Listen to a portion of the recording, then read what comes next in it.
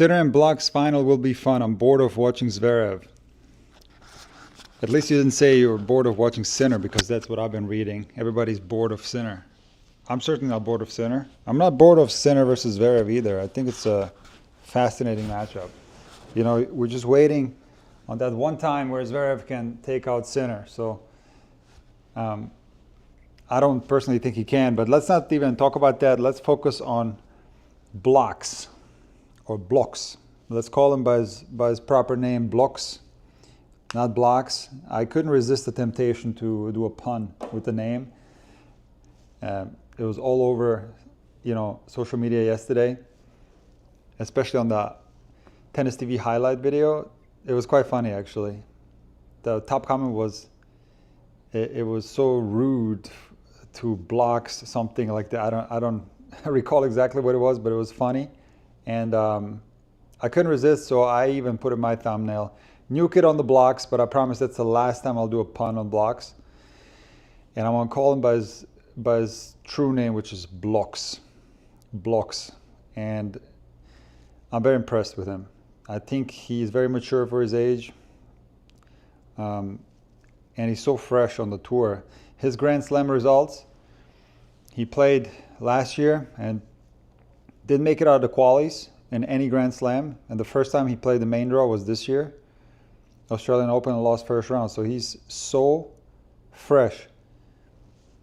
Ziki's, nice to see you in here. Indonesian fan. I covered Chen last year. I'm sure you were excited about her US Open run, small little mini run. I'll cover her again down the road for sure. Zverev is boring because he's a very tough opponent for Sinner. I'm never bored of Sinner. Okay, all right.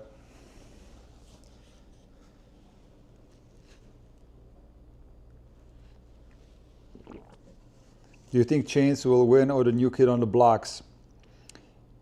That's just so, Yannick Blockx in the final. Okay, it's so hard to resist. I gotta be honest, like, it's hard to resist to make jokes with Blockx, but I'm gonna really control myself and not do it, because it's gonna get annoying real fast. It's like funny now, but think about like 6 months from now, it won't be funny anymore, because he's gonna be around for a long time.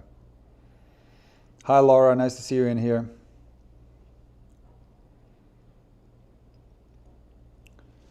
So I listened to the Sinner interview after the match just to see what was going on with, like, the, you know, he was going like this and something was hurting, and he didn't say anything.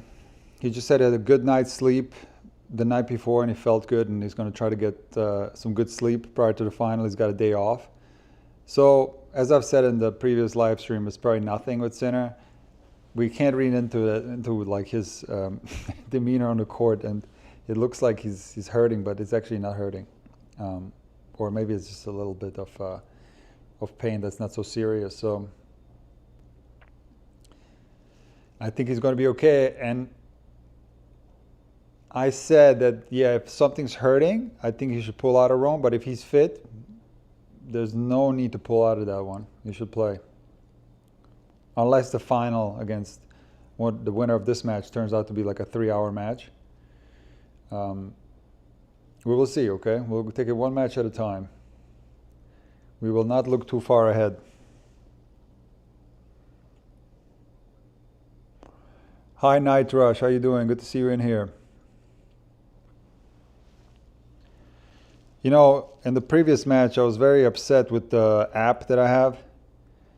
I pay a premium subscription for it. It was giving me such confusing stats. Because, you know, the serve percentage throughout one set, like, obviously it's going to constantly change, right? It needs to be recalculated. And this app I like because it gives you stats for each individual set, not just the overall stats. And I like to have stats by set, but the numbers were way off on the last one. So I don't know. I'm gonna try to not use it too much here, because I've relied on this every single other live stream that I've done. So we will see.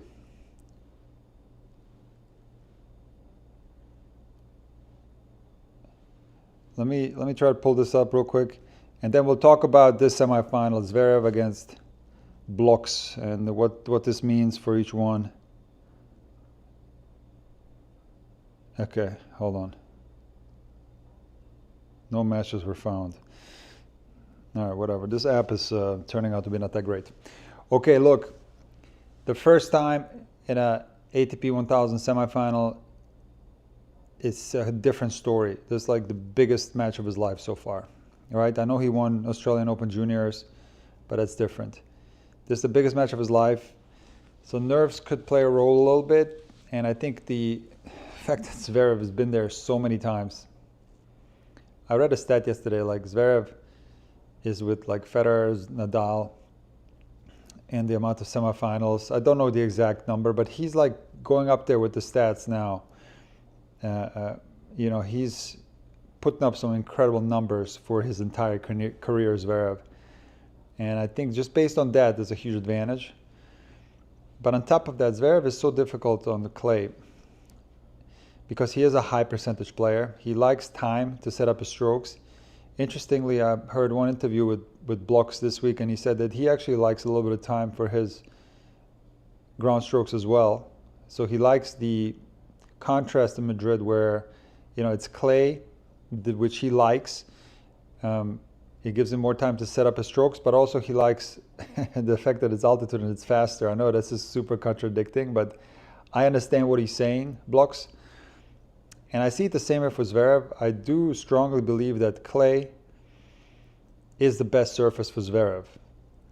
And of course he's dangerous indoors when it's fast with that serve, but just from the baseline, he can play his game.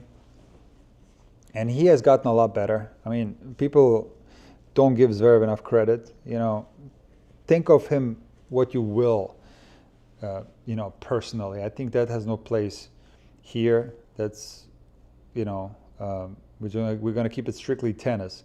But I think a lot of people, they use that, they don't like him, and then they like to say that he's no good at tennis, and then they take a look at, like, you know, the fact that he's never won a slam, he's got tight in the final against Thiem in US Open. So they like to talk bad about him as a tennis player, and this is not just fans, this is like across the board. It was really bad after Zverev had lost to Djokovic at Roland Garros last year, and I made a video, dedicated a video, defending Zverev's tennis, defending Zverev's tennis game, okay? And I will always do that because he's a phenomenal player, and the fact that he has a hard time beating Jannik Sinner in the last couple of years, it doesn't mean that he's a poor tennis player. Jannik Sinner is just at a whole nother level. And the guy has put up incredible numbers. Now, when it comes to clay courts, just like I said, that little bit of time helps his strokes, but also, you know, he can get away with standing a little bit further back. He's an exceptional mover on the clay. Will this translate into better chances against Sinner or Alcaraz? We'll talk about that later. But he has put up numbers that nobody else can match, the consistency. Every tournament he's played this year, with the exception of Acapulco, where he lost to Kecmanovic, he's made the semifinals. He had a great chance to make the final of the Australian Open. So clearly, we take out Djokovic because Djokovic is so difficult to explain. Like, he's made a Grand Slam final this year. Think about that. Beat Sinner. We're going to leave him out because he's obviously number 3. But Zverev is right there. And everybody else behind Zverev is far away from Zverev. Now, you can make the argument Zverev is far away from Alcaraz and Sinner. Yes, for sure. But so are the people behind Zverev. So in regards to this match, the fact that Blockx has never been in this situation before, the fact that Zverev is such a beast, so consistent, he has that time on clay to set up his strokes. He's playing with a lot of confidence. I was going to say before, I kind of lost track. He's improved his game tremendously. He's a hard worker, and he has added more variety to his game, using drop shots more, coming to the net more. I even saw him serving volley yesterday a lot against Koboli. So he's gotten a lot better. And for those reasons, I don't see too many chances from Blockx. But on the other hand, this is a match where he can play more freely. He can just go all out, because this is already a phenomenal result. I don't think a lot of people are expecting him to win. And although I never believed that there is such a thing as playing freely in tennis, there's always going to be tension, nerves, tightness. This is playing with nothing to lose doesn't really exist. But there are levels of pressure. There's no doubt about that. So you're going to feel a different level of pressure. Let's say when you play Zverev versus, imagine if like somebody ranked 60 would have been here in the semifinals, and now he played a guy ranked behind him, or something like that, to make it to the final. The pressure would be way higher. So there are different degrees of pressure for sure.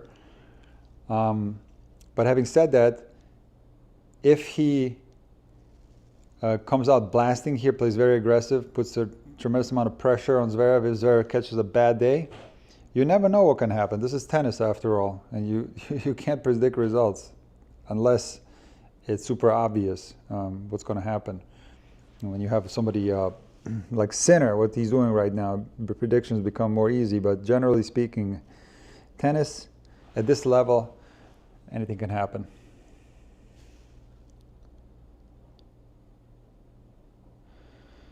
Mr. Watchalong for Sinner fees, my bad, but it's possible. I have a question. Do you think Sinner should withdraw from Rome, which would be a very sensitive decision? We all know Paris is his main target.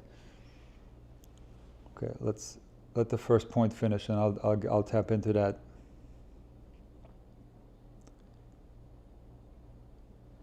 Love. Blockx serving first.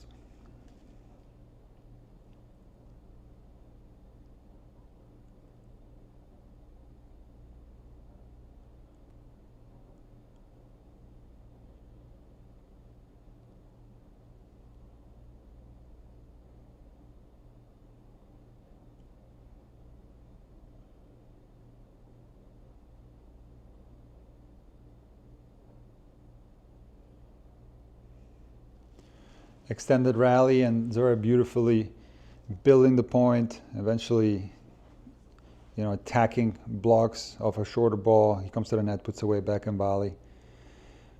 So should Sinner withdraw from Rome? Yeah, I talked about this. Yeah, it depends on whatever that pain was, if he's 100% fit. If not, if he's feeling something, he should 100% withdraw and rest. But if he's healthy, and if he's feeling fresh, if he's not tired, he should 100% play. And no need to withdraw from the tournament for no reason.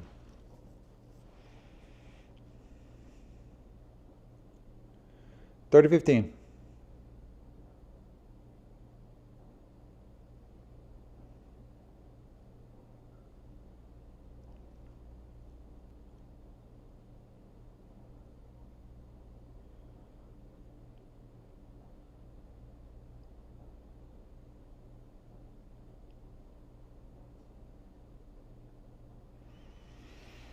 Black's not moving that great in this first game. Looks a little bit sluggish back there. That could be a sign of nerve sometimes.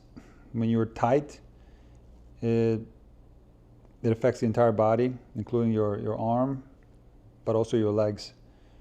Zverev at 30 all here off a very nice down the line backhand with a small window.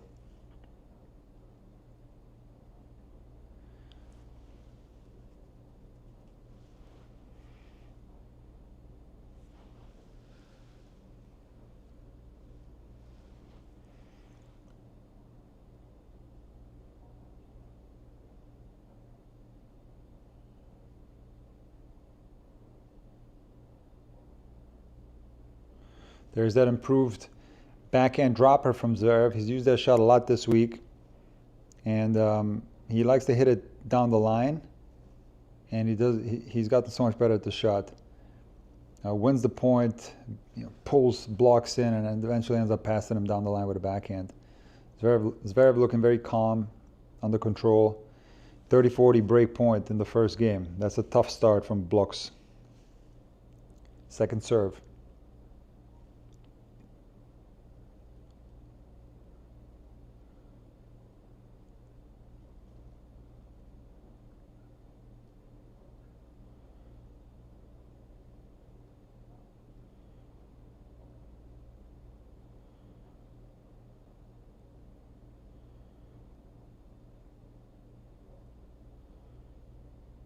And breaks Zverev, he's just rock solid, not missing, and just opening up the court beautifully. Blocks court positioning, very defensive, and he's just having to do too much running. Breaks Zverev.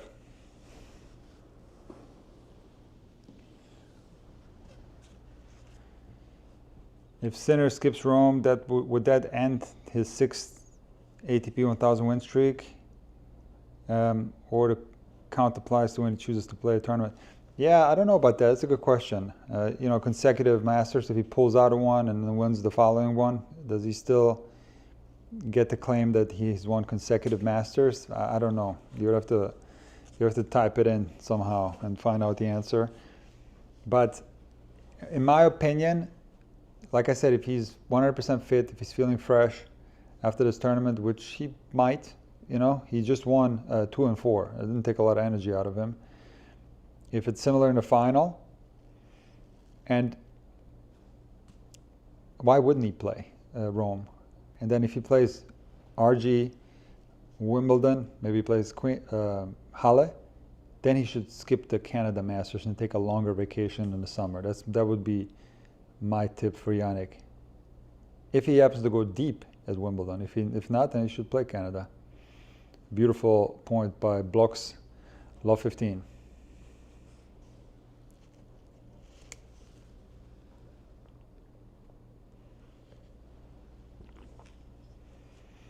Thank you, Jay. Joe, if he wins Madrid, then he will only need Rome to win all 9 Masters and will continue his streak of 5 straight Masters. I feel he would do everything he can to make it. I agree 100%. Like people, great serve by Zverev, 15-all. People don't take into consideration how important these tournaments are. Like, it's not all about the Grand Slams. Each one of these tournaments, as an individual tournament, has a lot of meaning.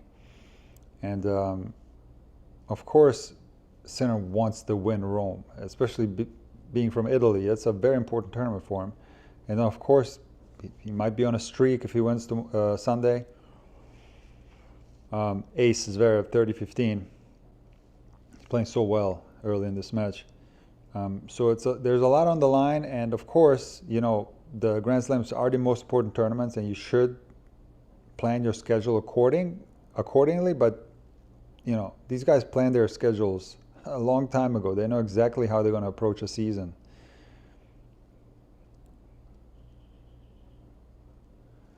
First loose error from Zverev of a big wide serve, misses an easy sitter forehand inside in, 30-all.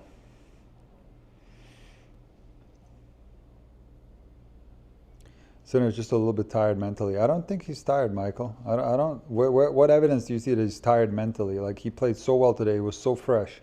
He raised this level big time. Best match he's played all week. I'm not detecting any of that. And Zverev ace out wide at 30-all. That certainly helps.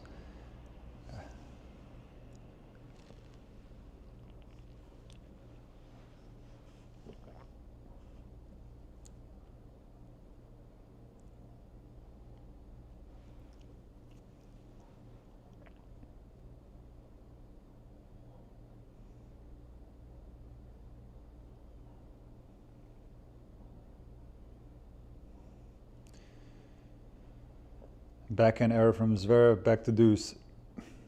Nick, how do you think Sinner protects himself from mental fatigue? Look, when you're winning, it's going to be mostly physical fatigue because you're going to be on cloud 9. You're going to be feeling good about yourself. The fatigue is like when you're going through ups and downs, or when you're on a losing streak. That's when tennis gets very, very difficult to push yourself to keep going. But when you're winning, you're doing great. You feel good about yourself.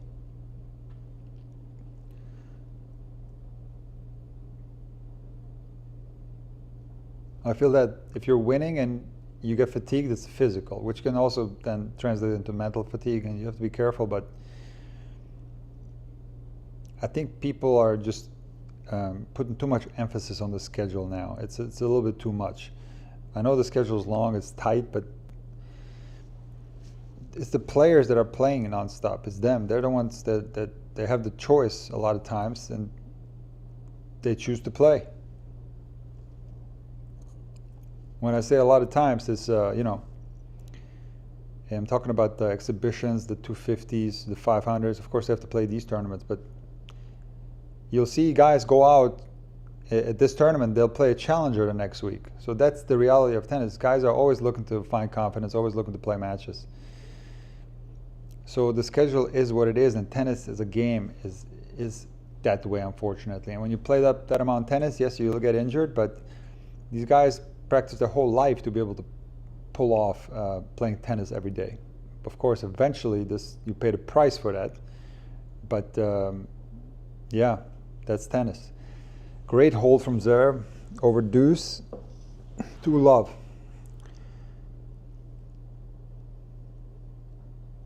Another great question, tennis Tooten. I'm going to answer that in a second.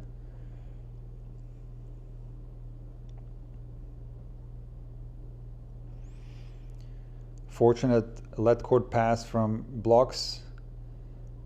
30 love.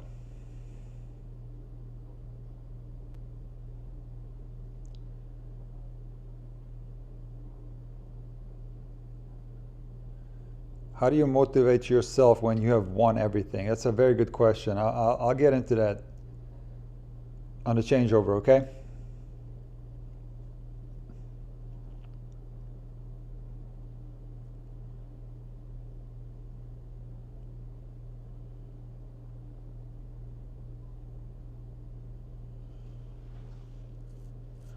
$40 love.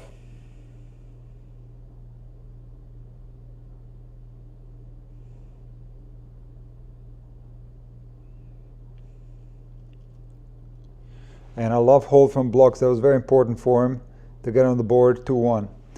Real quick, let me get into this because I've seen you T-Scoded ask this during the center match. Nick, is it better long-term to hit too much topspin shots, not enough variety, or too much variety, not enough consistent rally balls? Listen, variety is secondary at the when you're developing your game, okay? That's going to be secondary, meaning that the strokes that you have to develop primarily is going to be your forehand, your backhand, and your serve. That's going to be the number one goal. Of course, you want to be a well-rounded player, and you have to learn how to volley, you have to learn how to hit a slice backhand. When you've done that, of course, along the way, you have to, when you work on your serve, you have to learn a flat serve first, then a slice serve, and at the end a kick. If you do it in that order, I got a video on that. The kick serve is going to be a lot easier to learn. And then at the very end, you're going to start working on your drop shots, short angles, lobs, and you're going to round everything out. Like you see even with the guys on tour, like Sinner, he's now working on his drop shots, right? Like everything else was developed prior. So to answer your question with the variety, you only want to use variety if you possess the skills that variety requires. Like you don't want to be doing drop shots if you don't have any feel, or if you don't have proper drop shot technique. You don't want to be slicing your backhand if you don't have a good slice backhand technique. And most importantly, and this applies to a lot of players, you don't want to be coming to the net if you don't know how to volley. I know this sounds very simplistic, but you'll be surprised how many people come to the net and they want to learn about net tactics and all that, and they actually don't put in the time to improve their volley technique. So you want to play high percentage tennis, and that's going to include topspin, and you want to be consistent.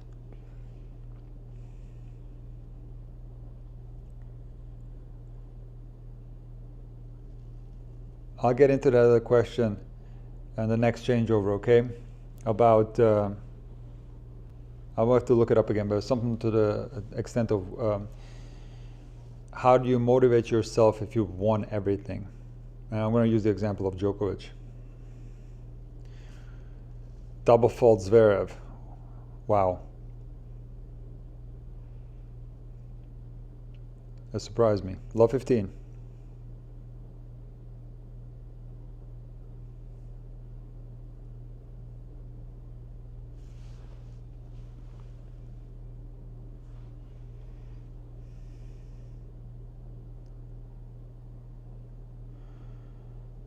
Blockx is so far behind the baseline in this match. I think a little bit further than I've seen him in other matches. Maybe it has to do with, of course, with the serve. You know, when that goes in,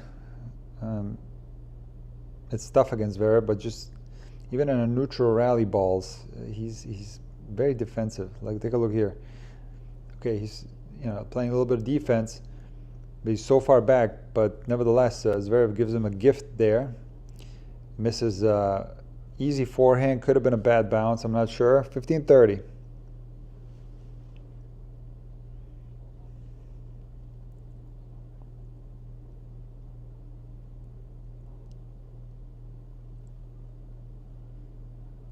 Second serve.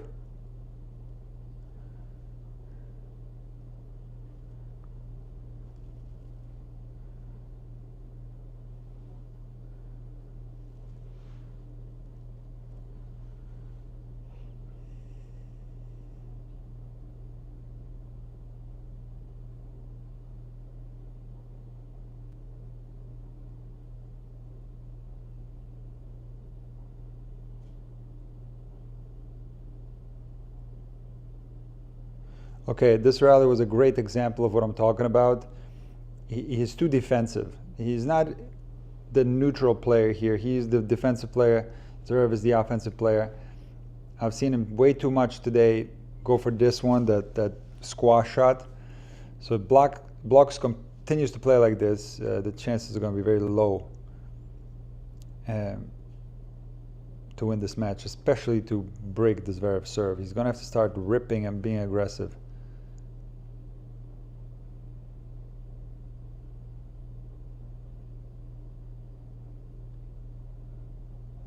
Way too much defense. And look, I understand it's difficult because Zverev is a monster server, but he needs to start taking cuts and try to neutralize some of these rallies.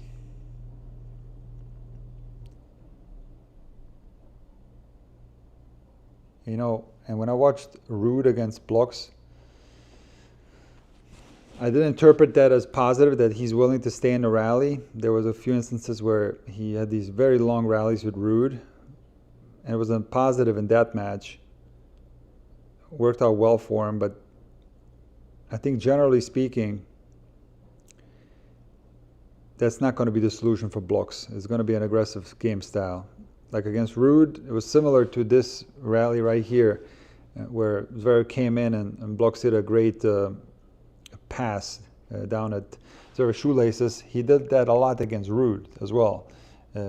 Beat him from very defensive positions, but it's going to be tough for him to win the match if he has to do that over the course of the entirety of the match. It's going to be very difficult.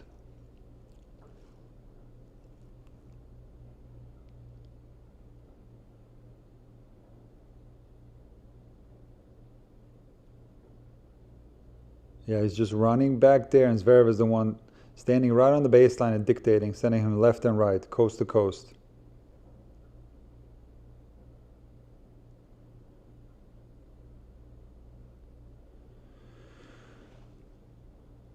A random tennis gal. Hi Nick, I always watch after the match, but joining live today from Nigeria.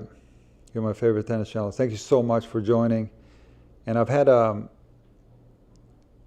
of my longtime students, a whole family was from Nigeria.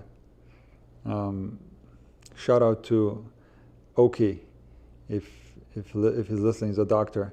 The whole family took lessons with me. They were once a week. They would all show up. 2 kids, husband, wife.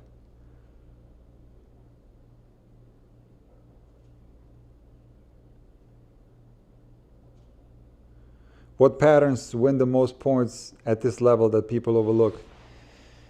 You should listen to the interview that Sinner gave after the match. People don't realize how intuitive this game is and how much players rely on instinct. And someone asked Sinner after today's win, like, how come you are so clutch? Like, how come you save all these break points? And Sinner said, I just go with my gut and I try to play aggressive.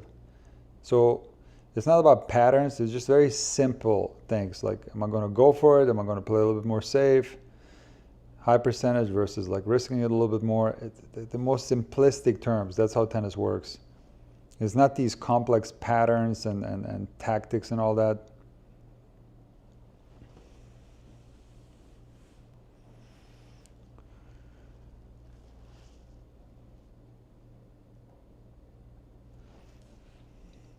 Blockx can use this opportunity down 1-3, to start putting a little bit more pressure on Zverev. And just like that was a good way to do it. The monster serve down the tee, 30-15.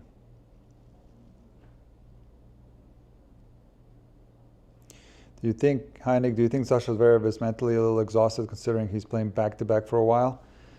Zverev is a worker, he plays a lot. He even played Munich. Played everything on clay this year, even Munich.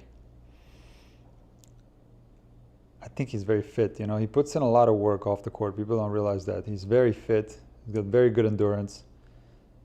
Perfect example. And Blockx overhits that forehand. Way from the backhand side, 30-all. This is a danger zone for Blockx right here. Proof for what I'm saying with Zverev being very fit and tough and having good endurance is the Australian Open semifinal against Alcaraz. He was the fitter man in that match. So, like I told you guys before, these guys make their schedule. It's not like they just don't play tournaments willy-nilly. They know what they're doing, these guys. And with their whole team, they discuss the schedule. We're going to play this, we're going to play that. Where's professional tennis?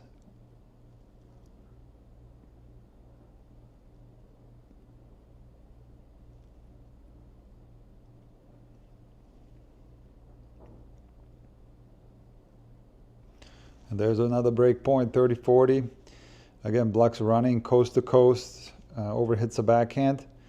Look, whatever happens in this tournament can affect the following tournament. So if guys are feeling pain, it'd be wise to pull out. But I'm telling you, there are so many guys, and especially when they're ranked lower, especially if they're challenger players, who will play through pain and sometimes even through injuries, to collect a paycheck or whatever. It's just an absolutely brutal game, because the worst thing for a player is to be sidelined with an injury for months and not play. Because you make $0, you make no money, and you're not playing tennis, you're not practicing, you're not getting better. Nice way to save break point with a monster serve down the tee, deuce.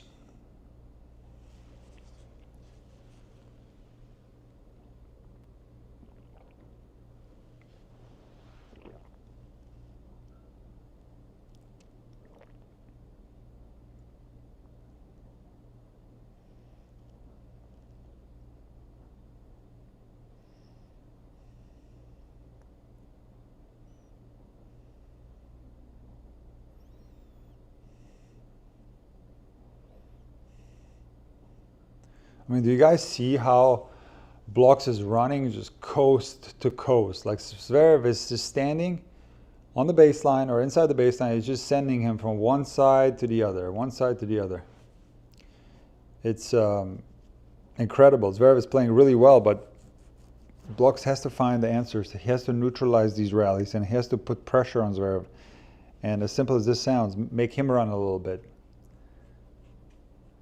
Break point, Zverev, add out. First serve into the net.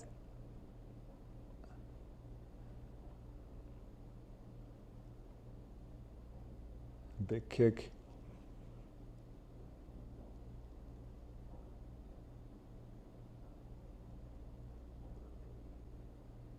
Here goes again. He's been sent side to side, and double break for Zverev, 4-1. Nick, do you plan to cover Alcaraz's brother, who is playing as well? I saw that Alcaraz is actually there. I mean, Carlos, and he's watching Jaime, right? It's so interesting. The techniques are very similar. I follow on Instagram the Alcaraz fan page, and I even use the clips sometimes for short form content. And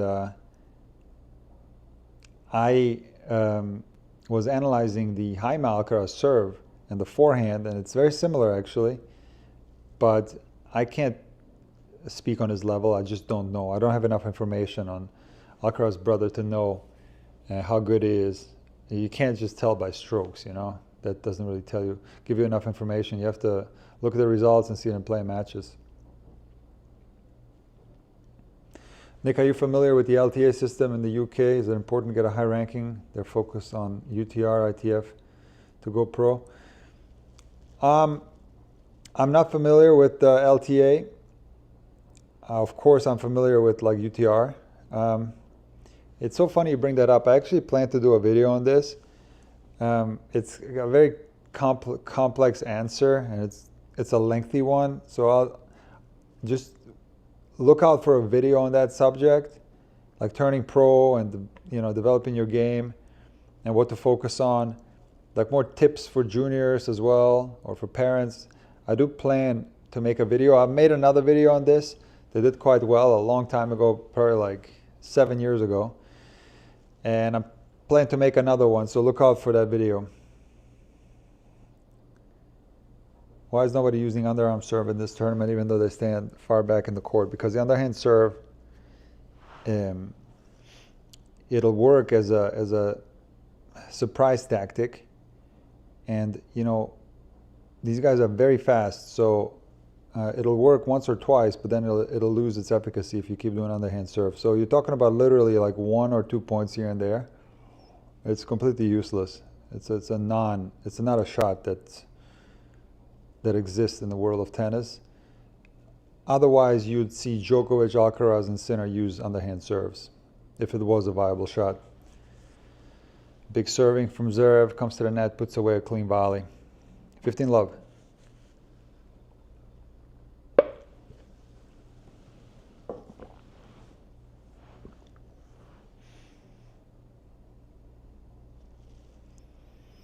Volleys have improved a lot from Zverev. A lot. Monster ace down to tee, 30 love. Will Carlos come back stronger after forehand injury? Look, that's funny. That's funny, true tennis vibe. You got me laughing. Blockx is getting pushed out of the block.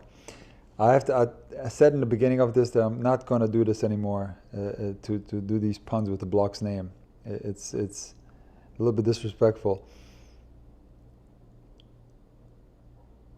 It's too strong from Zverev. He's playing so clean today. 40 love. Yeah, will Carlos come back stronger? I hope so. I'm hopeful. I think the fact that he didn't tear anything.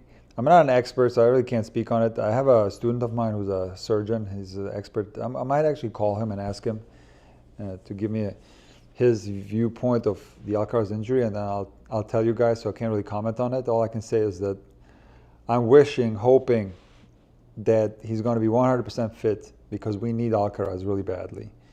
We need Sincaraz. We don't want Sinner only or Alcaraz only. We need both of those guys.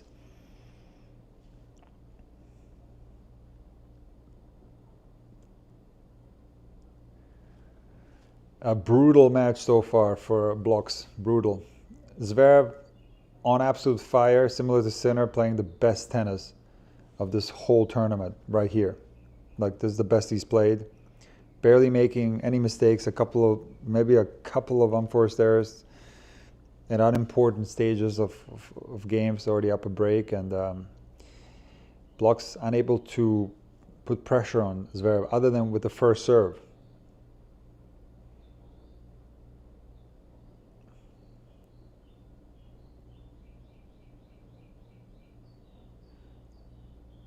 Is that in? Yep. Forehand winner from Zverev. Inside out. Love 15. And that's only on the serve if he is going for the ace. Like, if he hits it hard and it's not close to the line, he's going to find himself in a defensive position from the baseline. So it's just a nightmare match for Blockx so far. Nightmare.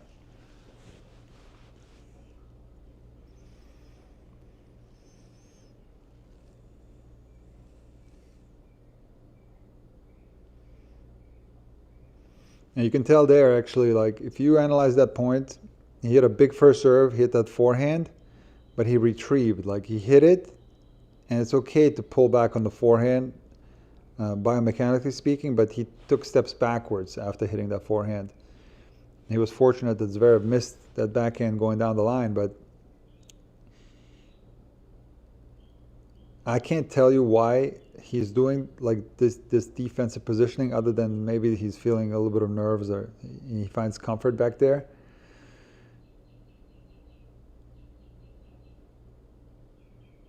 Oh, he moved well there. He sprinted well. So it could easily be nerves, tightness. Like, again, this is the biggest match of his life, the biggest stage he's ever been on. And that, of course, creates a lot of pressure.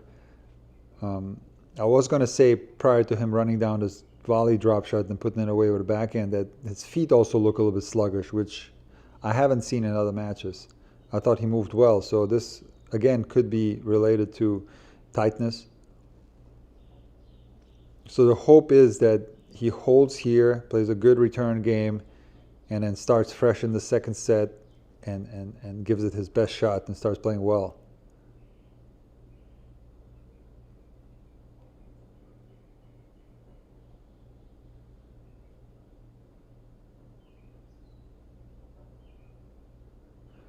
Zverev on absolute fire today. Incredible match so far.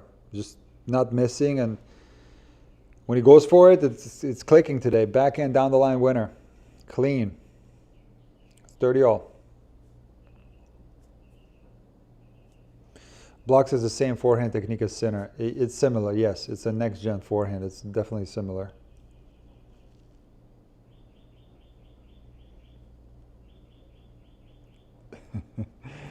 True Tennis TV. I'm not even going to read that one out loud.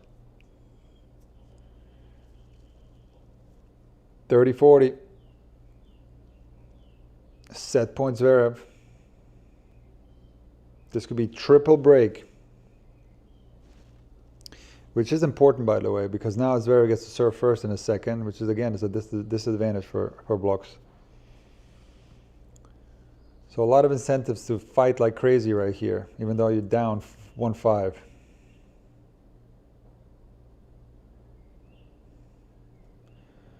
All right, set point saved.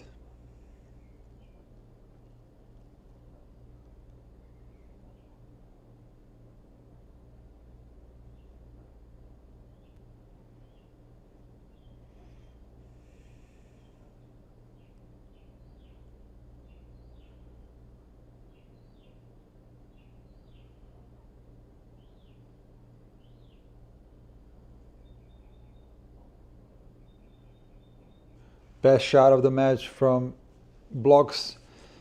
Big wide serve, and then a forehand down the line winner from off the court. Spectacular shot. Not really off the court, like he hit it still within the bounds of the singles court, but then his momentum carried him off the court after he had made contact. Eden. Oh yeah, let's see the percentage. First serve percentage.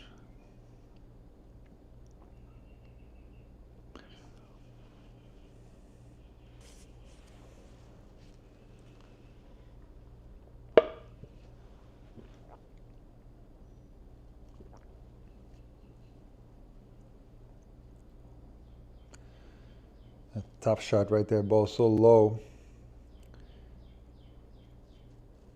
Blockx hits a forehand to the net. Back to deuce. First serve percentage for Blockx is 48% on my app, and it's 80% for Zverev.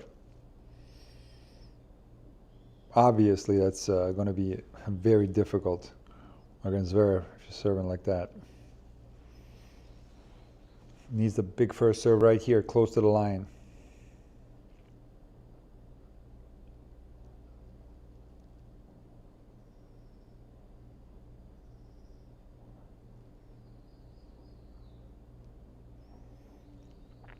Can you talk more about next gen technique? Yeah, of course. I've done so many videos on that. If you type in intuitive tennis next gen, there's a video on the two-handed backhand. There's several videos on the forehand. And I'll make more videos down the road. It's a natural evolution of tennis. It's the next gen. You know, the rackets are getting lighter. Everything's getting more whippy. That's what tennis is turning into.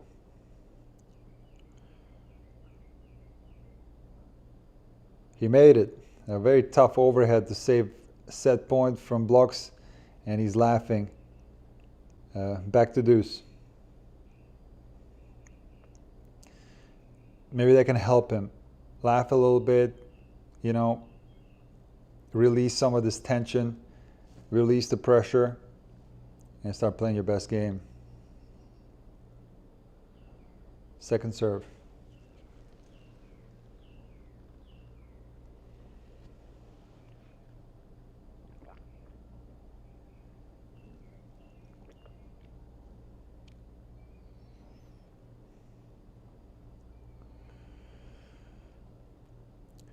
Blockx gets a shorter forehand from Zverev, goes for it with his backhand, but is not balanced well. And he makes a mess out of an attempt to go for a down the line two-handed backhand winner. Ball goes wide. Another set point for Zverev.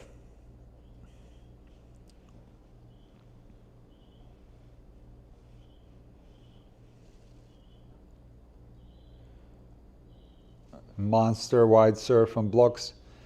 Another set point saved, back to deuce.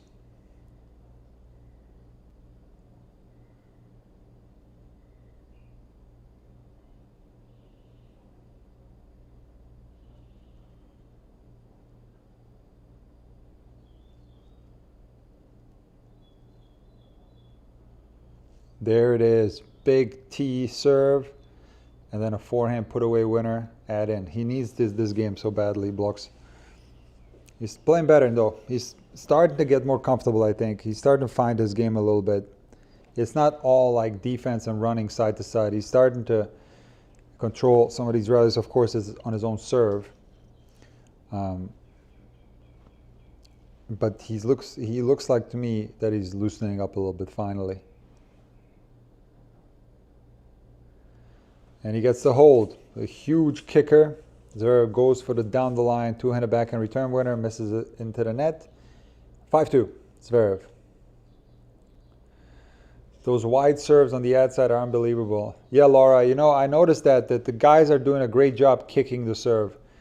They're doing a really good job. They're changing their court positioning a lot on the ad side, standing closer to the doubles alley. And I've seen some monster kick serves. I think the altitude in Madrid helps with that. I think they probably get a higher bounce off the kicker in Madrid than they do at other tournaments. So, yeah, I've seen a lot of great kick serving from a lot of different guys. Fees, Blockx, even Sinner and Zverev. Not even, I mean, Sinner and Zverev, two of the best servers on tour. But, yeah, guys are getting a lot of action on the kicker.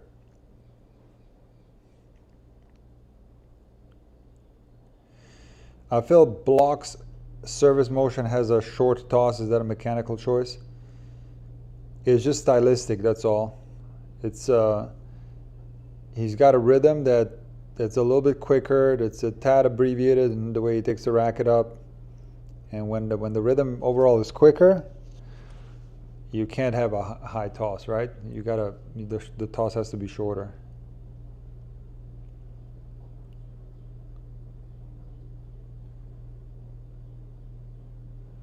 Comments on Sasha's forehand. I've never made a video on the Zverev forehand, actually. I made a video on his serve in 2024 after he won Paris indoors, I think. Because he did make some adjustments to his serve in that season. But on his forehand, I haven't discussed it yet. I haven't dedicated a video on it. I've talked about it many times. It's an interesting forehand technically.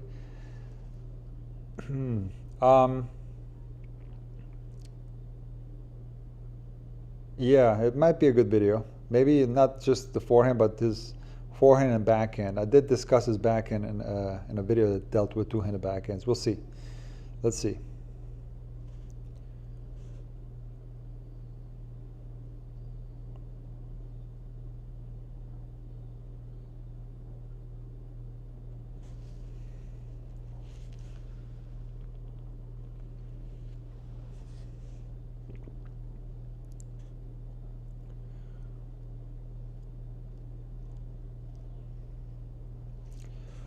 Backhand's clicking today for Zverev. Gets a short ball and hits a very clean cross-court winner. Off a miss hit though from Blockx. He didn't hit that forehand clean. He caught it was off center. That's why it went short like that. 15 love.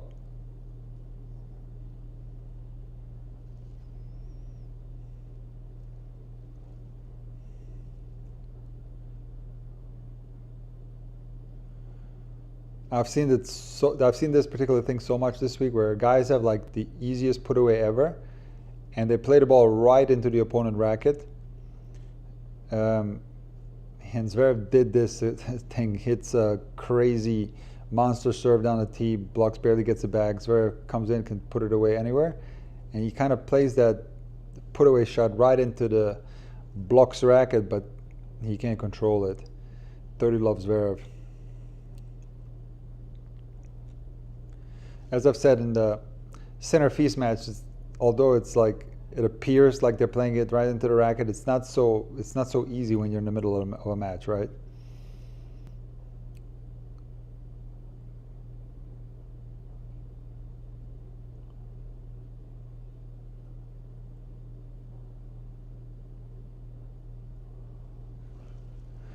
There's a loose error on the backhand side from Zverev, 30-15.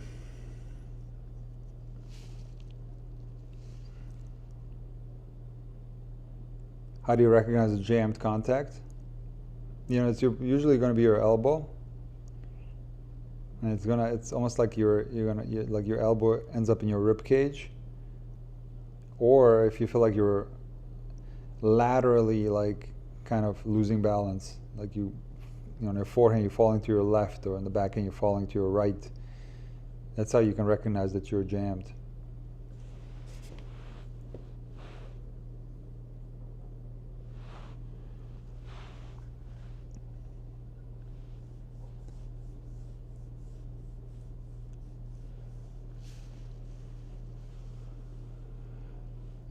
And there goes a set for Zverev, 6-2.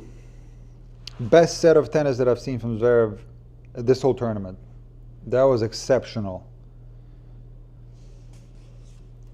And the semifinal against Koboli was very good as well.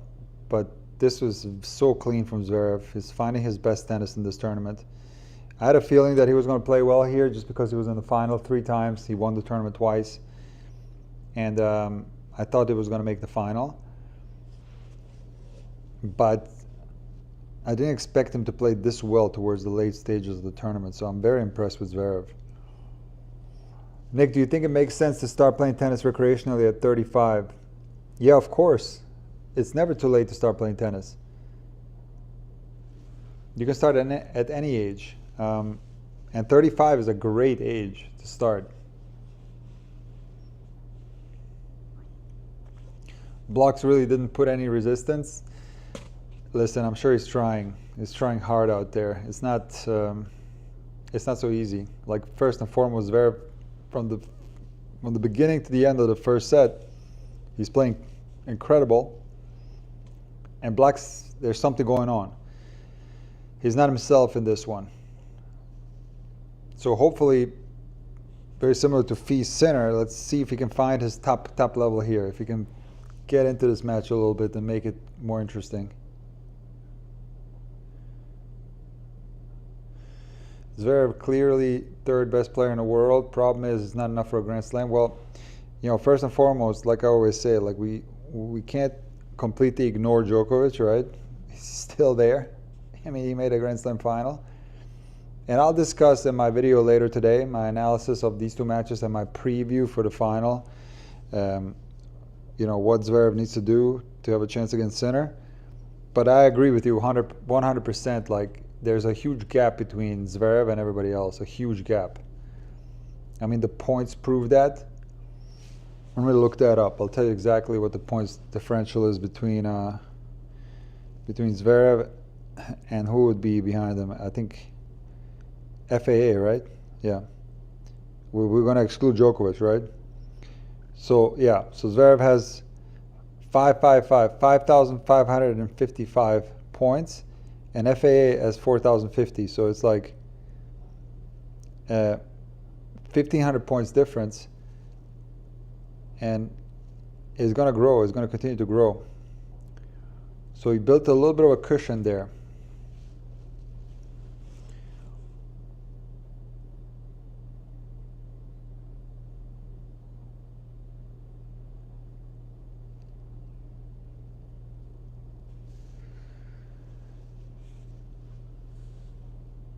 Very important for Blockx to, I almost said it, I stopped myself, to start well in the second set, and the first 2 points, not good. That was a good serve though, 15-30. If Zverev gets the break right away, it's going to make everything so much more difficult. He needs to get a good hold right here.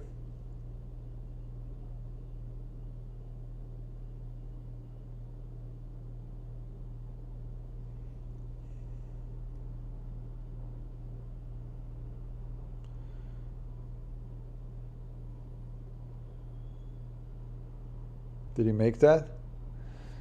Yeah, he did. 15-40. Forehand cross-court winner from Zverev. Nick, what Blockx should do in the second set to get a chance or at least have some break points? Well, first and foremost, he needs to make serves. And he needs to, I think, it's so tricky to say because he needs to serve like that, closer to the line. Like he served there, almost, I think it was on the line. Zverev got it back, but it was so weak. Blockx put it away. He needs to do that, but then you miss first serves. It's riskier, and you have to go over second serve. So he needs to make first serves, and he needs to play aggressive because when it's neutral, Zverev is just sending him left and right because he's striking the ball so well. So it starts with the serve, and when he gets the chance, he needs to just put pressure on Zverev. But it's easier said than done, you know. And that was phenomenal right there. That's like, and also, you know, another thing that you can try to do is maybe come to the net, serve and volley. He did the kick serve there and volley, and hit a nice little forehand, I wouldn't say dropper, but angled ball for a winner. Back to deuce.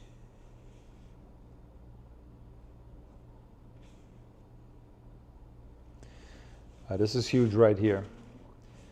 From 1540 to add in. If you can hold here, this will be huge for Blockx. Huge.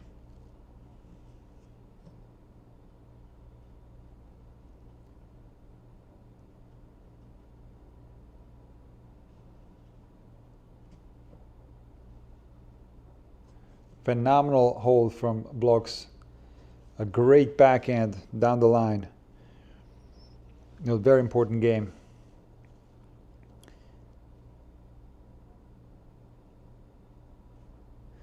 Nick, I have a friend who started recently but has no coordination. Any advice I can give him to improve?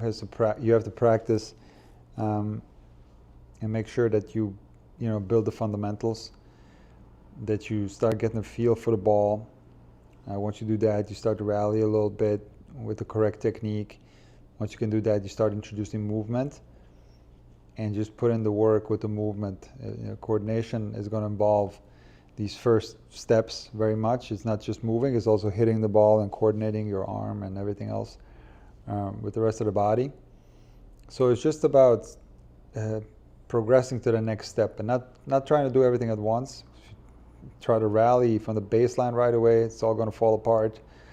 So it's just building the fundamentals. And then the coordination is going to keep getting better and better and better. It's going to slowly start improving. And a year later, that player might not even remember that he or she had poor coordination to begin with.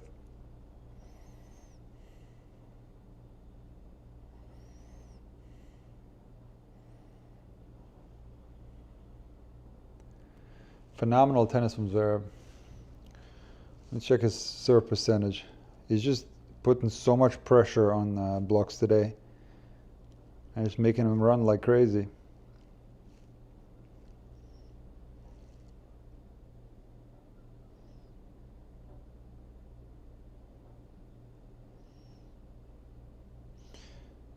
Serve 85% first serves in the first set. Absolutely insane number. Insane.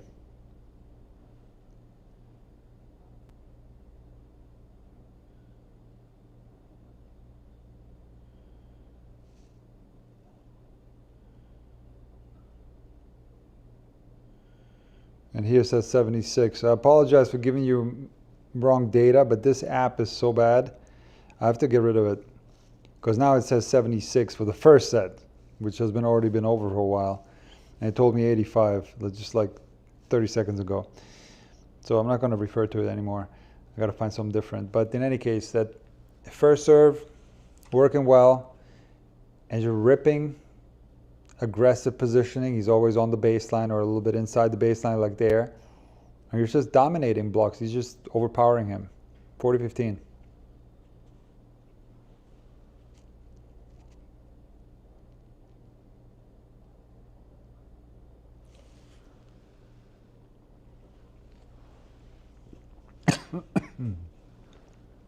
Excuse me.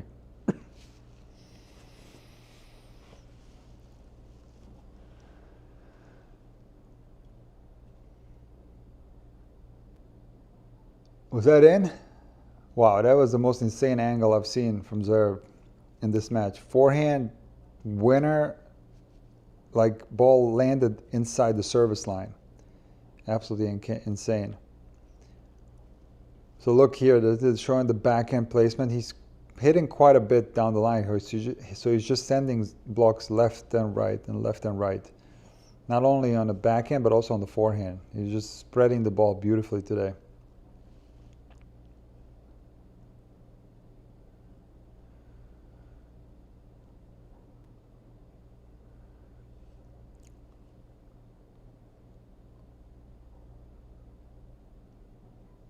Hey Nick, to follow up on that question, you know commentators say that great players have fantastic coordination. That was something that they're born with. Yeah, of course, there are certain things that, you know, players are born with.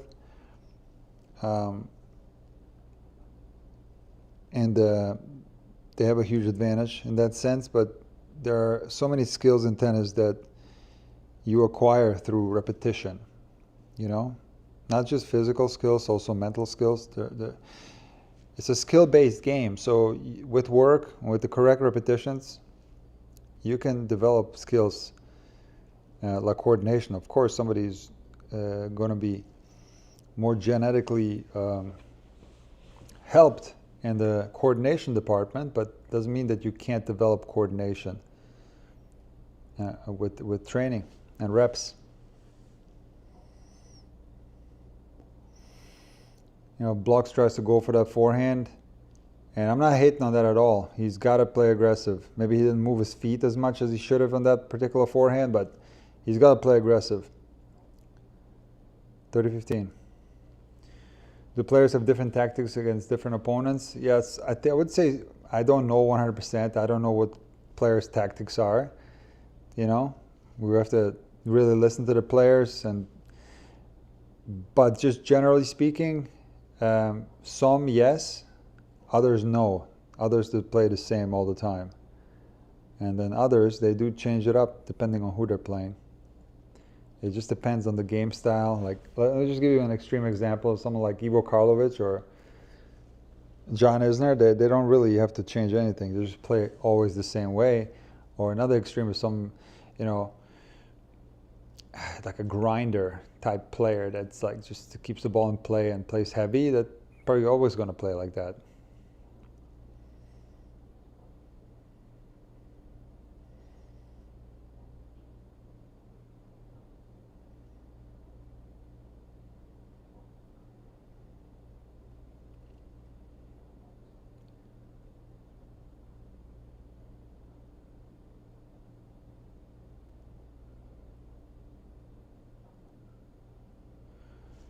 One of the better rallies of the match, some good hitting and more neutral hitting.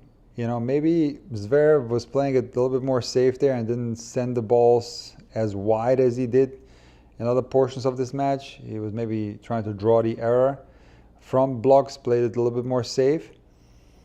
Maybe that's why Alexander was able to hang in this rally, but nevertheless, he's the first one to make a mistake. Break point Zverev, 30-40. Second serve.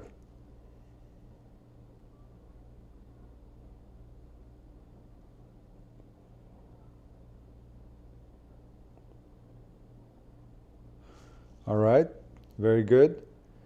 Down the line, very aggressive from Blockx, and Zverev overplays a forehand long. Yeah, miss hit actually, shank.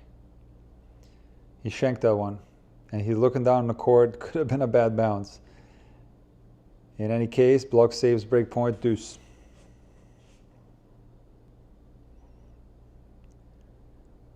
And a monster serve. Add in. This is so important right here to come out of these jams early in the second set and just keep going, keep it even, keep the score close, and you never know what can happen.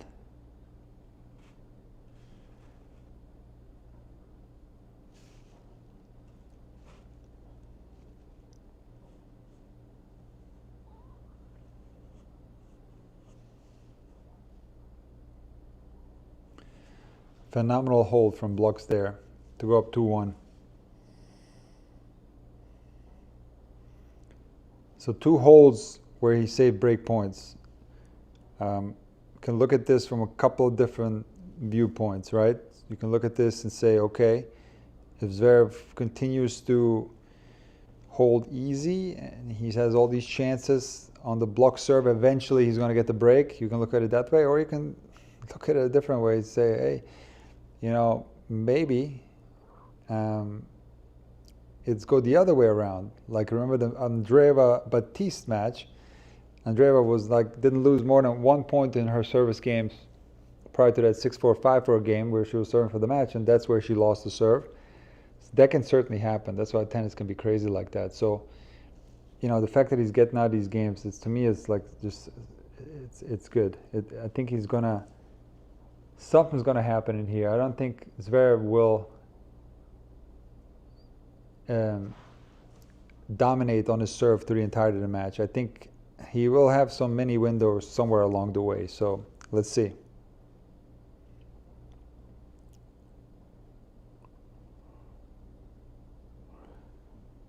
Rafa Medvedev, 2022 Australian Open. I remember that one. That was a brutal match. I remember that one. Nick, does Zverev have a chance against Yannick? It's going to be very difficult. Very, very difficult. But I think he might keep it tight. I don't know yet. I have to really think about it, and I'll make a video with the preview later today. So look out for that one, but we'll have to see.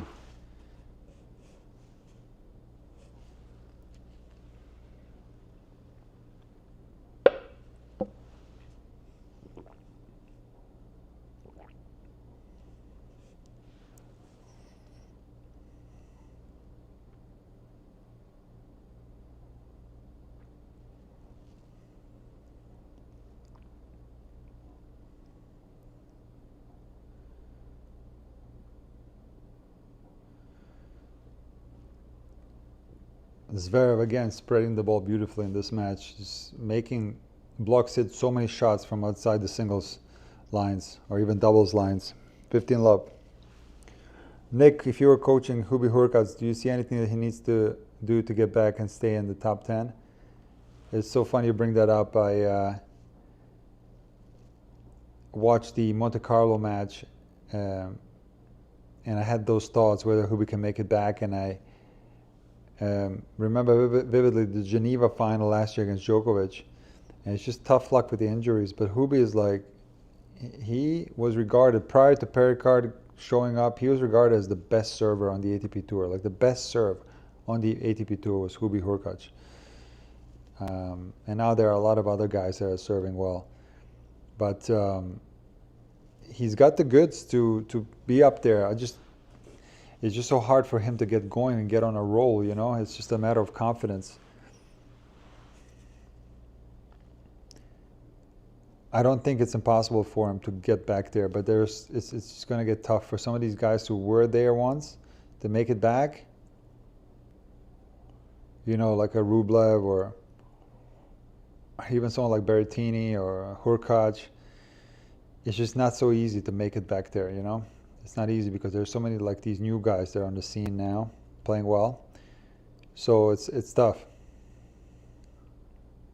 But I certainly hope that Hubie can make it back there because I'm a big fan of big servers on tour. 40 love. And Zverev seems loose. He's laughing because he bounced the ball and it was a bad bounce and it bounced away from him. That's when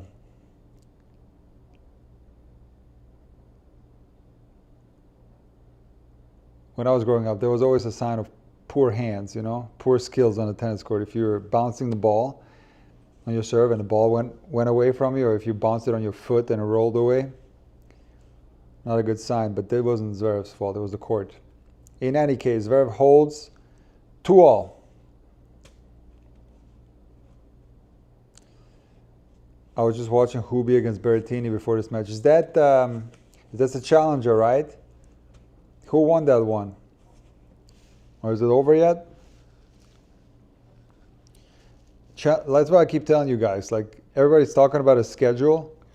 Schedule is so tough. These challengers are stacked this second week of Madrid. Stacked. There's like Dimitrov playing a challenger, Hurkacz, Berrettini. Like, challengers are absolutely stacked. Guys want to play matches. They want to go out there and play. They're looking for matches. I personally think that they shouldn't. Like, if you're a top player, and I'm sure there's rules like that, but just for the fairness for the guys that are trying to come up, I think there should be some limitations on, and maybe there are limitations, so correct me if I'm wrong, but and it's not to say that, like, I know Dimitrov's ranking has dropped and all that, so it's all good, but let's say like top 40 guys or top 30 guys, in my opinion, shouldn't be allowed to play challengers, or maybe even top 50. Because that's going to make it so much tougher for these guys that are in challengers to go to the next level. Because again, with these 2-week masters, what's going to happen, what's going to continue to happen is these super challengers that are as strong as an ATP 250, just because of the 2-week masters. Because again, the players are not looking for a shorter season, they're looking for every opportunity to play tournaments and get confidence if they're losing. The long season affects negatively the guys that are going deep every week.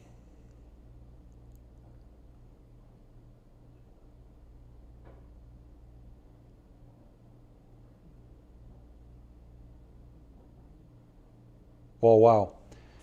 Phenomenal point from Blockx off a backhand drop shot from Zverev. That wasn't the greatest drop shot, and he was, too far back for my taste, behind the baseline, and Blockx ran it down with ease and puts away the forehand cross court. More comfortable service game so far for Blockx, for sure. 40-15. Top 50 need wild card, I think. Okay, that makes sense. All right, so they do have that. If that's true, they do have that in effect, I guess.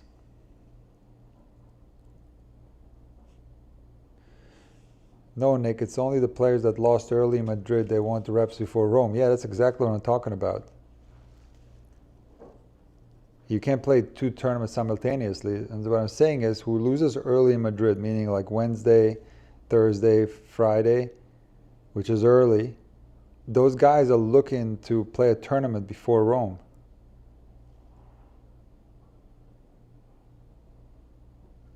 To get reps, exactly, to get the matches. That's what it's all. That's what tennis is all about.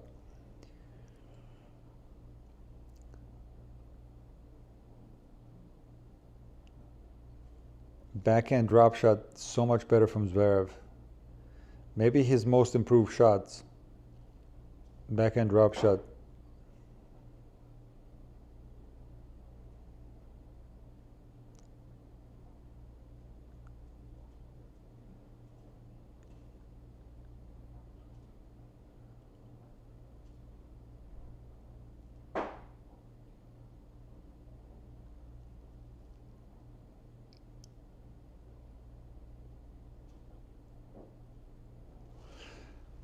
There's a much easier hold for Blockx in this game, up 3-2 in the second set. Way better second set for Blockx. It's nice to see him in this match. Maybe he can try to do some damage in the next service game of Zverev, but it's just so difficult because Zverev is serving huge and also serving a little bit closer to the lines than what I normally see. Like, this is how he needs to play against Zverev, exactly like he's playing here.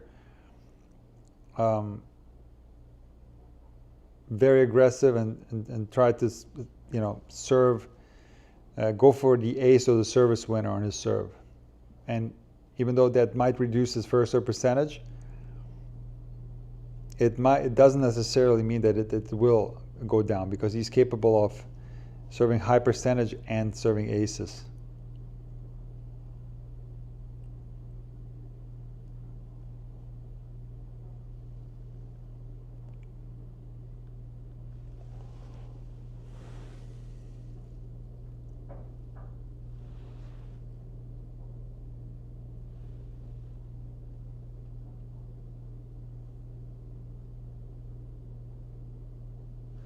Do you think it's mental for Zverev, the fact that he hasn't beaten Yannick in so long? I like your opinion when you make a video later. Yeah, for sure. I'll touch upon that. Definitely. It's for sure a mental thing that can be quite frustrating when you lose to the same person so many times consecutively. For sure, it's difficult to deal with. 3-2 block, second set. Zverev won the first 6-2.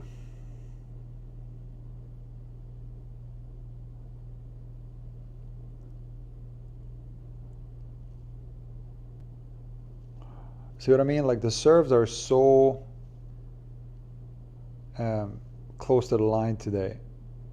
And you can see that, you know, Blockx is returning like off the court almost. So this is how he has got to serve against Sinner if he happens to win this match. Another one of those. You see what I mean? This is exceptional serving from Zverev. This one was down the tee. Again, very close to the line.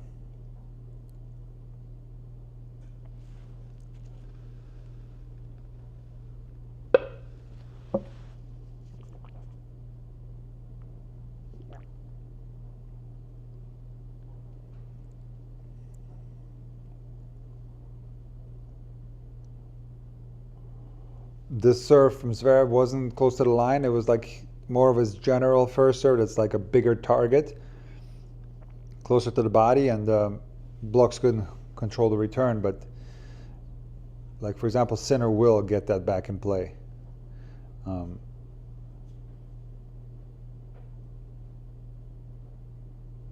He missed the first serve there. He went out wide.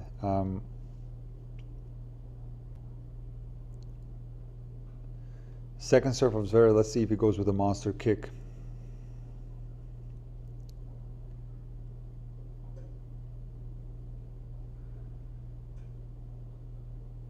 Love hold. He is playing well, Zverev.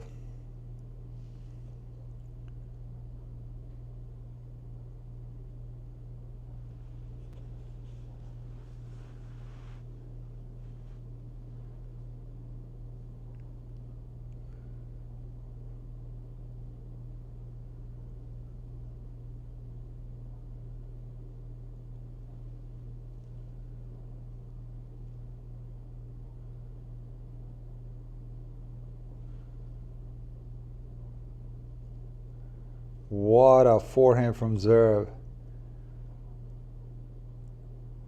Zverev's got that forehand that's more heavy and more there's more shape on it, but then he has this one where he absolutely rips it.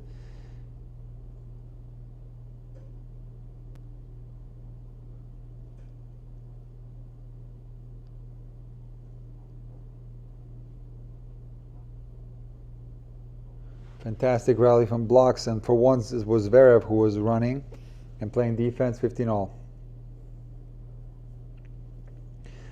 Nick, besides Sinkaras, who else do you think is capable of producing a thriller match like RG25? Look, we always will get like these incredible matches, especially at slams. I thought that Sabalenka-Batiste this week was the most entertaining match by far. That match will stay in my memory for a very long time. Another aggressive rally from Zverev, 15-30. Danger zone for Blockx. Danger zone for Blockx. Let's be careful right here.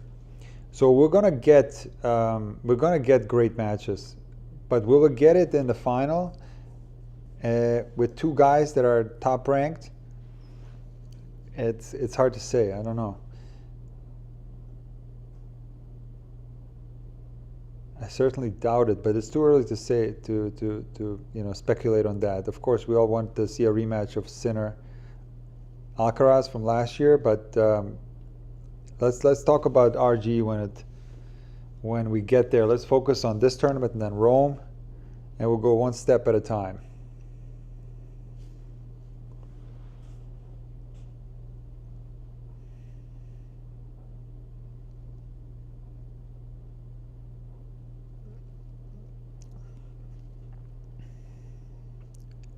One breakpoint saved from Blockx, 30-40.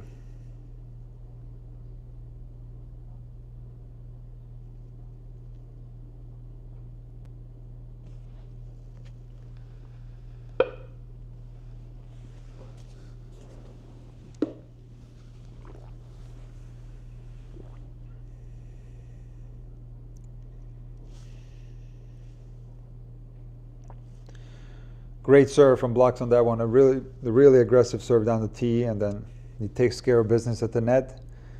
2 breakpoints saved, deuce. I hope Zverev pulls up Vitas Gerulaitis. You know what?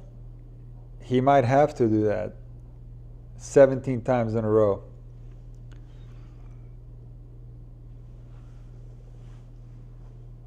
Another huge serve from Blockx, and it's add-in. Can you believe that he had breakpoint the first service game in the second? He had 15-40 in the second service game. He had 15-40 in the third. And if he gets out of all these games, Zverev might start getting frustrated.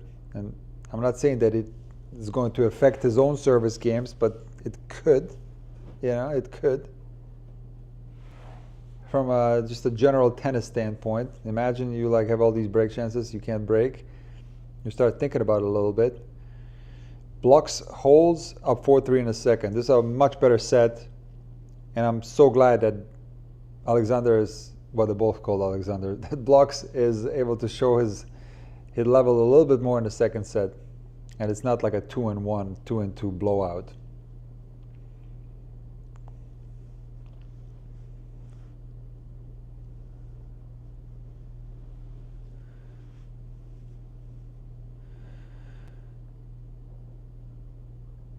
Oh, that's a great question. Hi, Nick. Andreeva has reached the singles and doubles finals in Madrid.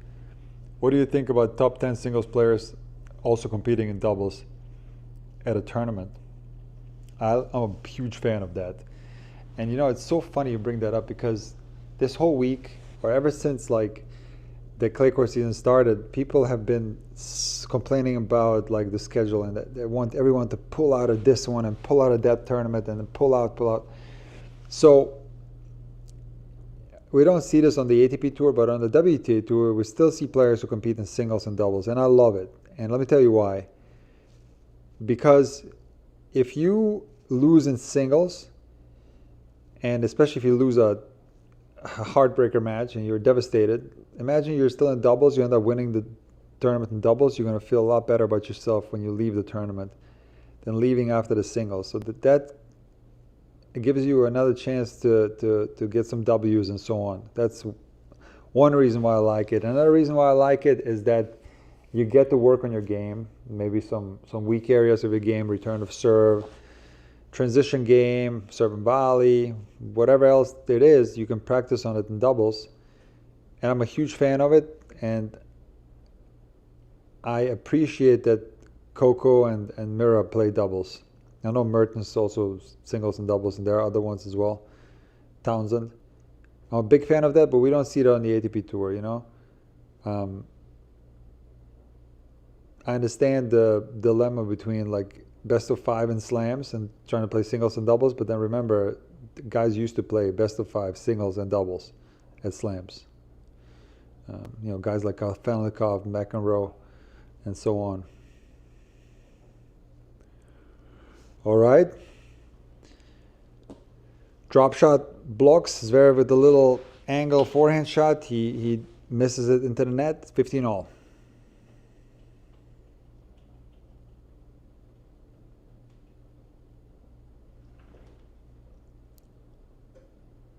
Zverev going a lot down the tee.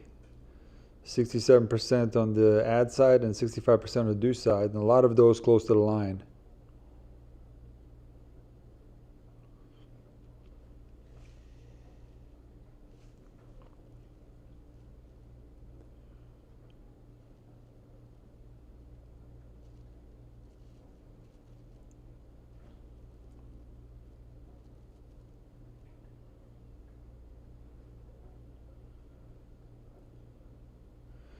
It's just too much defense from Blockx.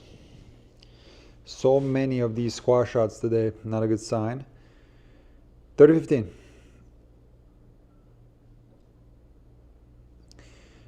Hi Nick, I'm wondering if you have any videos that talk about difficulty of playing at different skill levels. I play in a 3-5 and 4 lead, but I find 3-5 more difficult to win in. That's weird. The 3-5 is more difficult than the 4-0.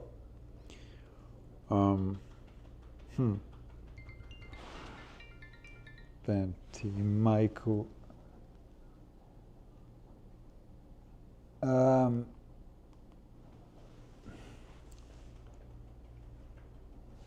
That's weird.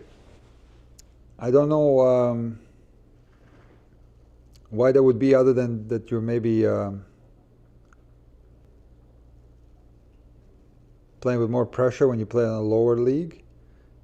Play more freely in the higher one. That could be it. But I do have a video on playing how to approach like different levels. Another easy hold from Zverev for all. Just type in intuitive tennis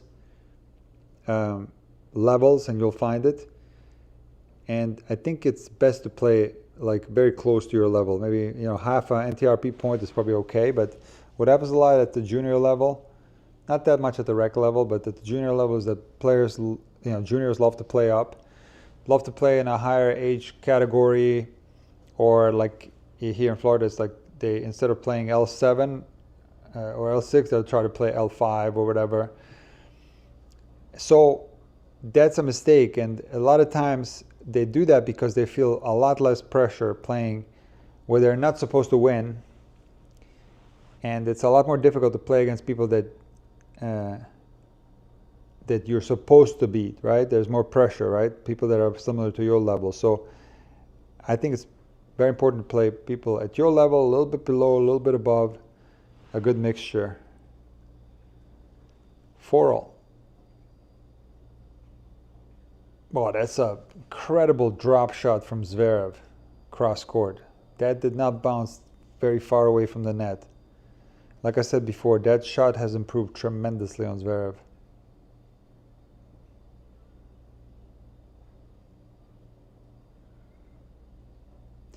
Can you make a video on how to handle slow serves? I have a video on that.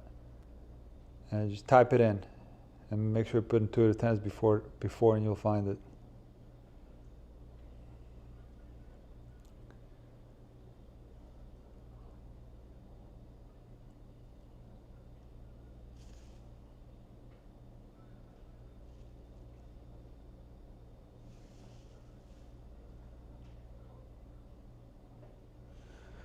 Big serve from Blockx, out wide, 30-15.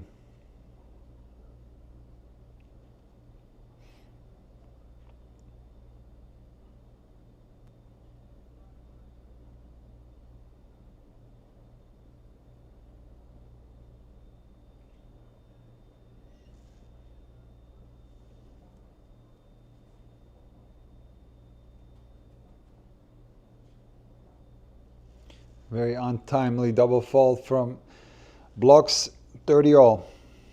That's a danger zone right here. Needs a big first serve very badly right here. And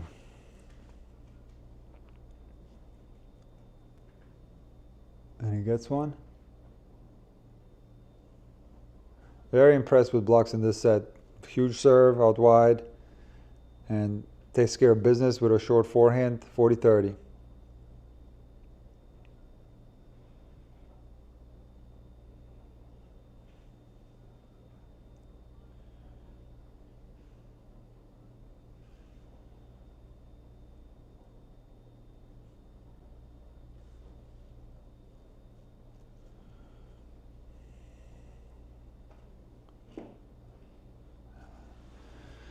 Zverev again controlling some of these points incredibly well.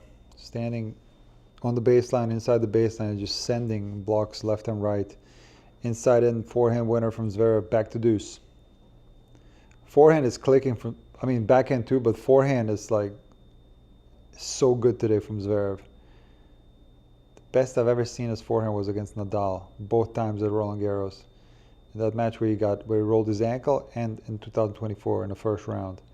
That was the best I've ever seen Zverev's forehand. And in this match, reminding me of that a little bit. Because he always has that like shapely forehand that he can hit like all day long. But when he starts straightening it out and making it, it's a whole nother level.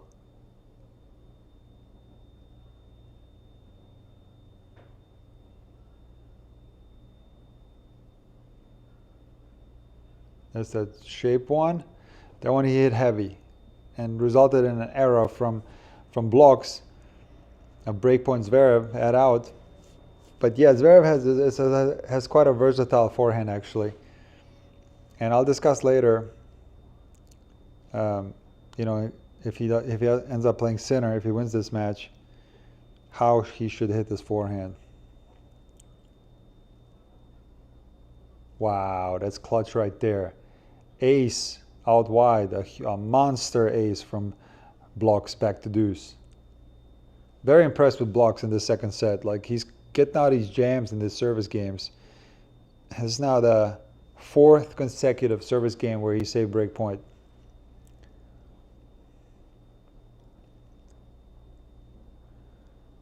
And he's doing what I said before. He's going hard. He's going for the ace. He's going hard towards the line. He knows Zverev is controlling him from the back of the court. There's too much pressure. Yeah, again, like, look, even though he wasn't in that much trouble there, he still was like outside the singles court, trying to hit a backhand down the line shot aggressively. Another break point for Zverev. He needs another ace or humongous first serve to get out of this jam.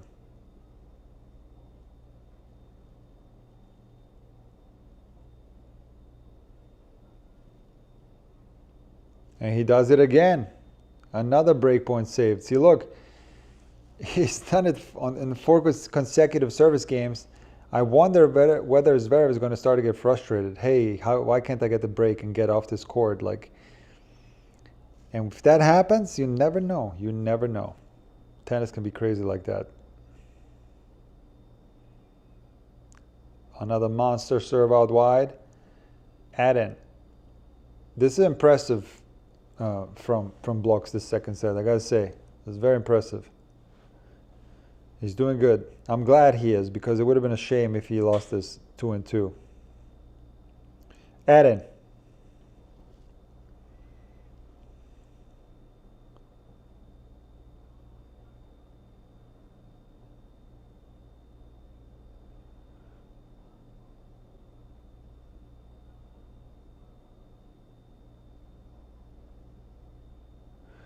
That's another thing I've seen a lot this week, and that's guys hitting overheads right into the opponent. Like, not only like a put away forehand that they hit right into the opponent, but I've seen so many rallies this week where they have the whole court open, easy overhead, and they hit the overhead right into the other guy.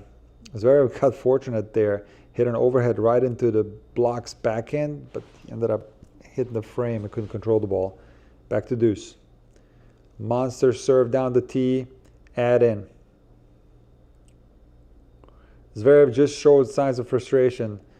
True tennis vibe. Yes, this can be super frustrating. Not being able to finish off a guy, allowing him to hang around, it can be frustrating, and it can result in really bad things, such as losing the entire match. You know, so not saying that this will happen to Zverev, but we shall see.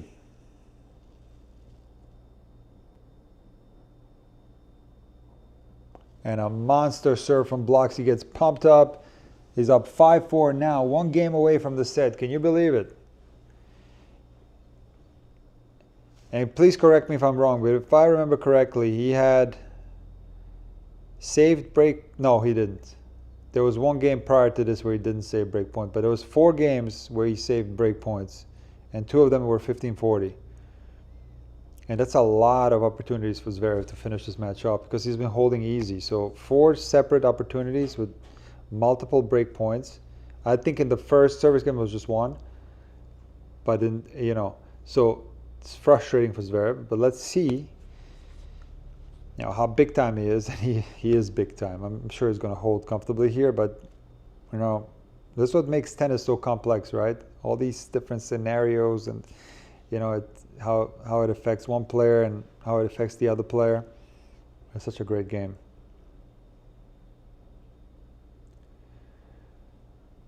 Remember Novak Sinner in the AO semi? Of course I do. Yes, it's very similar, right?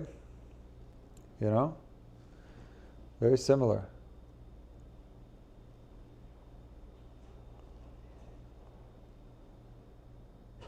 But again, very impressed with Blockx, what he was able to do here, because remember guys, we thought this could be easily 2-2 or 2-1, and that would have been a shame.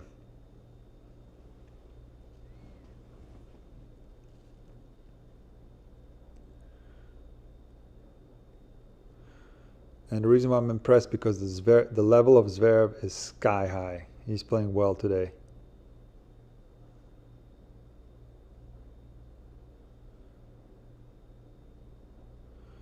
SMV from Zverev. I've seen this a lot too this week. Zverev coming to serve and volleying. Did it here on the first point exceptionally well. 15 love. Do you have any videos on mental game? Not on YouTube, because those type of videos perform the worst on YouTube, but I do have a course that I released last year called The Intuitive Tennis Mind. You can go on intuitivetennis.com and check it out. You can always DM me with any questions, and I can provide you the links and all that. But on YouTube, when you sit down and start talking about the mental game, people don't care. Most people don't care. Those videos perform the worst. 30 love.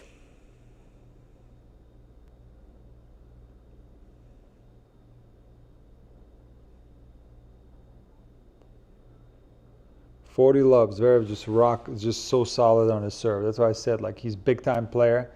A big time player is not gonna get rattled by this. He knows what's going on. If he gets the love hold here, it's even more impressive that he's not rattled by having missed out on all these opportunities in the set.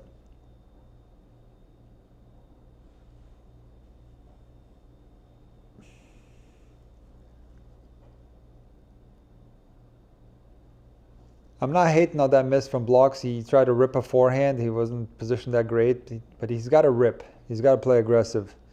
Love hold from Zverev, 5-all. Nick, do you think we'll ever see a player who has both double-handed backhand and single-handed backhand topspin? They may switch in between, or even players like Davidov.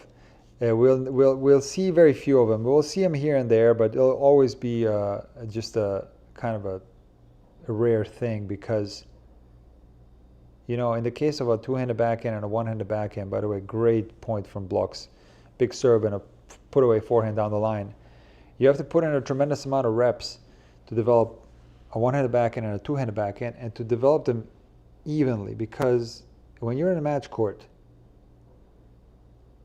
ace, Blockx, 30 love, you're going to use your best shot. You're not just going to go to a shot that's weaker just for the heck of it. So to be able to develop an even level one-hander and two-hander, it's close to impossible. I'm not going to say it's impossible, because you never know, but it's close to impossible to be able to do something like that in development. And naturally, players also will have a preference either to a one-hander or a two-hander, and a lot of this will happen naturally too. 40 love. Not a bad time to get your most comfortable hold in this set. 5-all.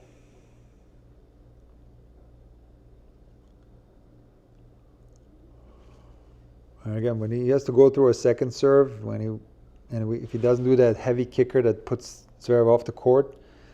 He's had so much trouble in this match, Blockx, because Zverev is just so aggressive today.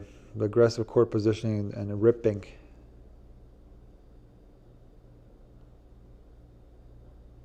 You see here? Again, very similar. He didn't place that first serve well.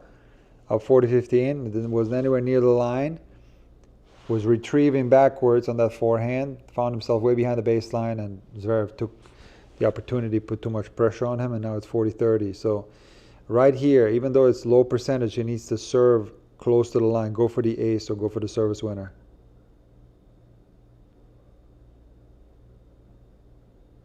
And he did that, but then missed easy forehand inside out. That could have been a winner because Zverev guessed wrong. So from 40 love to 40 all, just like that. That's how quickly it can go sometimes.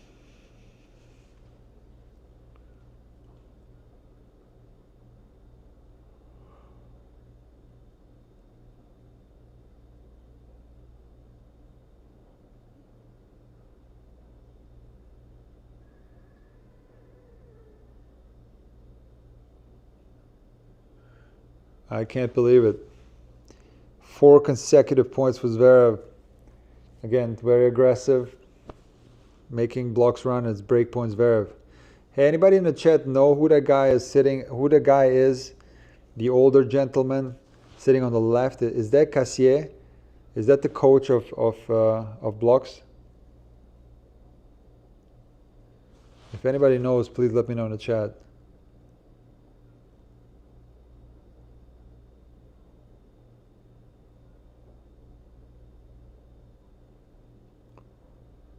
Oh, come on. That's brutal right there. Netzrola and from Zverev. But again, he was in control of this rally as well, was dictating play, and he gets the let court winner and finally gets to break up 6-5. The reason why I'm asking if that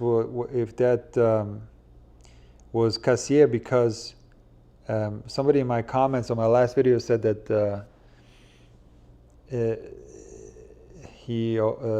that they're not working together anymore. So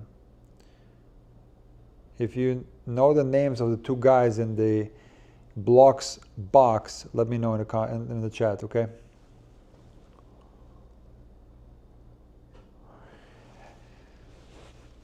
How crazy is tennis sometimes? Like, Zverev had so many chances to break, and he breaks when he's down 40 love on the block serve. Isn't that weird? Like, that's when he actually breaks and wins 5 consecutive points.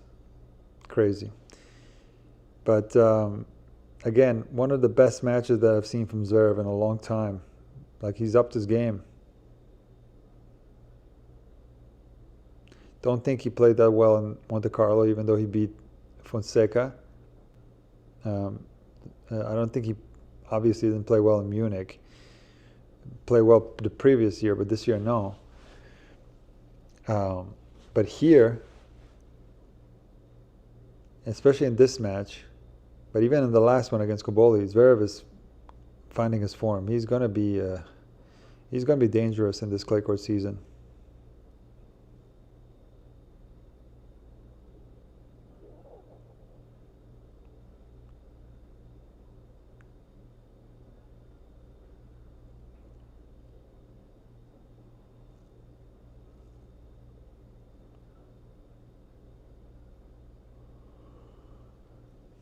He's very frustrated because he missed easy forehand into the net, love 15, off a first serve too.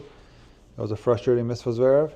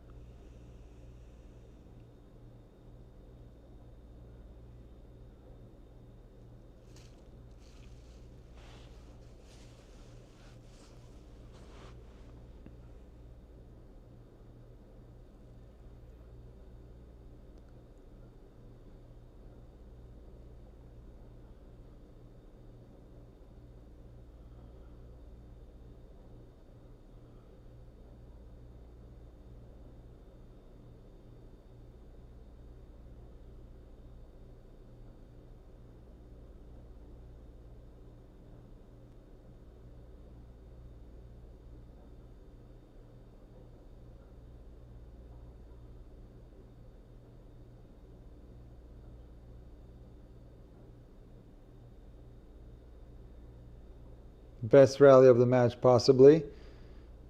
For sure, 20 plus shots. Both guys hitting the ball well. Zverev more steady in this one. Definitely putting more control, more directional control into the shots. Rally length 27. And Blockx eventually overcooks a ground stroke, and it's 15 all.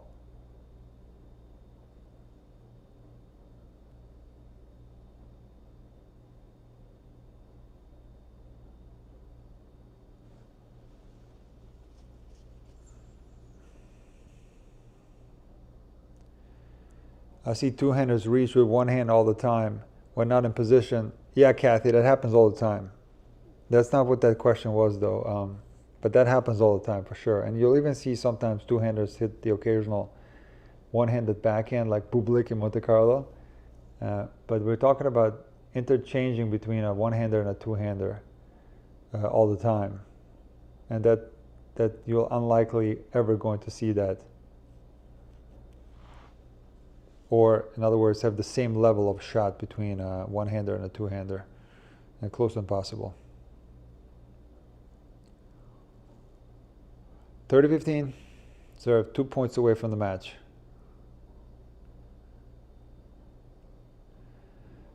Just rock solid. Just huge serving. Taking care of business, you know. Transitional game on point. Good forehand approach shot. Backhand volley into the open court, 40-15. 2 match points for Zverev.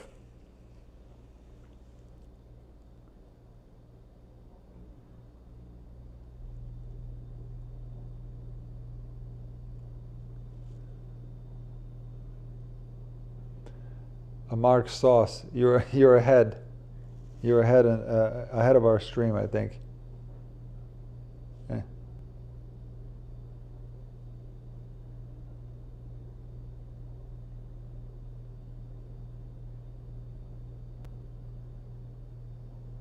The bounce overhead. That's the second one he hit today, I think. An incredible performance from Zverev. Maybe one of the better ones that I've seen from him in a very long time. And, you know, I'm not going to get into now what he needs to do against Sinner in the semifinals. Let me put together some tactical things, and then I'll discuss it later in a video that's going to come out later today. So make sure you subscribe to Intuitive Tennis so you don't miss out for any videos. But